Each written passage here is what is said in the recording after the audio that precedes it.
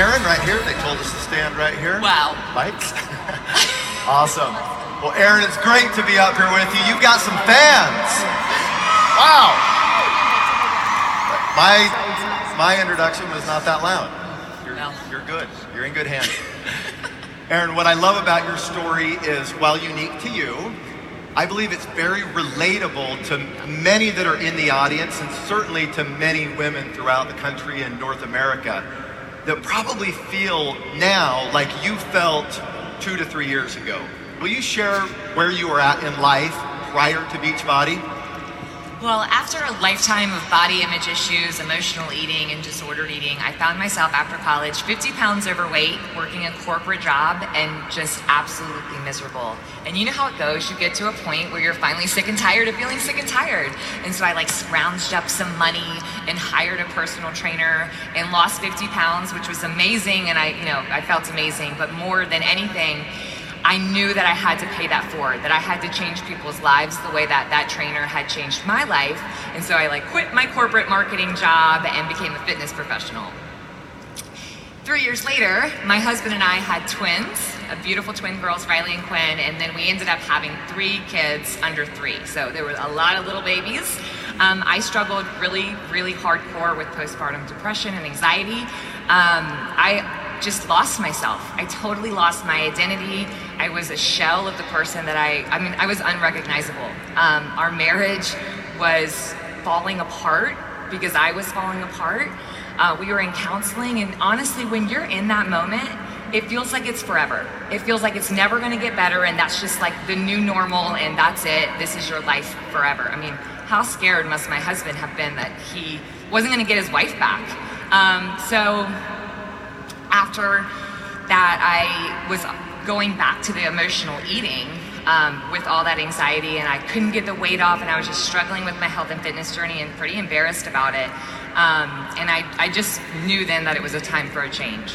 Right, so you decided to choose to change, and you found your Beachbody coach. What I want you to share is, why did you join your Beachbody coach, and what was the immediate impact that it had in your life? Well, my coach was just an acquaintance. I didn't really know her that well. I mean, I respected her and thought she was great, but I was watching her on social media. She was in the best shape of her life from these 30-minute workouts. How? She seemed to be killing it in this business. And for me, more importantly, she had this tribe of women. And I was so jealous of that. So envious. And then beyond that, she was at her son's baseball games and her daughter's dance recitals. And to me, she had it all, and I just was dying of jealousy. And I love Glennon Melton. She always says, go where you're envious. And so I knew that I needed her, and I knew that I needed the community that she built. So I asked for help. Oh, I just looked at her. Shoot. So I asked for help, and I joined her community. I started with 21 Day Fix Extreme. I lost 20 pounds in 2 rounds, but it was in week 2 that I knew that I was gonna go after this coaching thing. Right, so you kind of immediately said, okay, I'm in on the coaching thing, but then a part that I love about Erin's story is that she is a self-admitted, not very coachable coach. I'm not gonna go with hard-headed, but maybe stumbled out of the gates just a little bit, like some of us do. Well, share that part. Hang-ups, and the first hang-up was that I was in week 2 of my journey. I wasn't at the end, and so I reached out to my coach, and I'm I'm in for the coaching thing. So when I hit my goal weight and I have this massive transformation and this jaw-dropping before and after, I'll wrap it up in a bow, and I can attract people to do this with me, whenever that may happen. And she's that's not what they want. Nobody wants that. Nobody wants this final, perfect version of you. They just want to be on this journey with you. And she said, they don't want fitness Barbie, they just want Erin, this version of Erin. And I have built a business on being relatable. So after I got over that hang up, okay, I'll just, instead of showing people the way, I'll just ask them to do it with me. I could do that.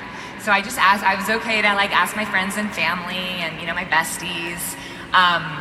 But I very clearly stated to my coach that I would not be doing any personal development. No.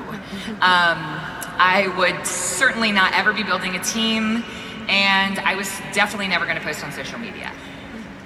Perfect recipe for a successful dream coach, right? I'm the dream coach. But I did love the challenge group, and I did think that that was my way, and that was how I was going to live my purpose of helping these struggling moms. We were going to be in it together, and we were going to get better together. So in month 3, it was kind of easy for me in the first few months because I was loving this, and I just got my friends and family involved. I was hitting Success Club, like, this is awesome, like, Success Club's cool, and everyone's recognizing me. And then in month 3, like, all my friends and family had signed up. And it got hard.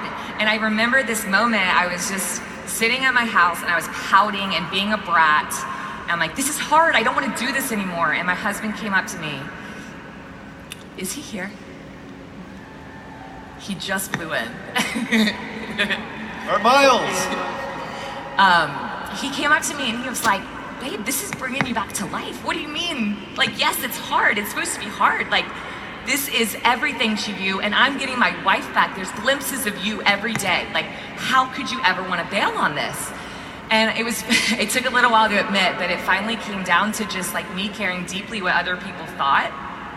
And there was a handful of people that I knew were gonna talk about me behind my back, and I knew they were gonna judge me, and I just wasn't ready to face that. And he said the thing that changed everything. He's so smart. Where are you again? He said, babe, if there are our friends out there that are talking about you and judging you for being happy and finding something that changed everything and brought you back to life, they are not our people. And I'm like, am I moving too much? I'm like, you're right. They're not our people. Let's clean out the friend closet. Let's get rid of these toxic people. Like, maybe this is like the filter for me to figure out who are my real friends. And honestly, it was that day in that moment that I made a decision. Y'all, it's a decision. I made a decision and I went all in. Love that. So kudos to you, Miles. And kudos to you, Erin, for having the courage to move forward with it. So as we wrap, Beachbody's obviously done great things for your life. You've achieved some great accolades. But what would you want the audience to learn, most importantly, from your story and this journey? You guys, it's worth it. It's so worth it. The fear that we have to walk through to help other people who are struggling with this. Like, I got my life back. My husband got his wife back. My kids get the mom that they deserve. And if I hadn't walked through the fear, I don't even know where I'd be right now, and that's amazing. But what's more amazing is the butterfly effect of what has happened from me walking through my fear, and how many lives I get to change, how many marriages I get to save, and how many kids get their mommies back because of what I did. And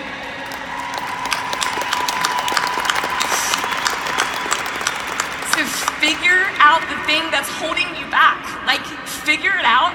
And it's worth it to help these people, because it's not about us. It's about such a bigger thing than just our fears or whatever it is that's holding you back. Figure it out and go for it, because there are people whose lives depend on it.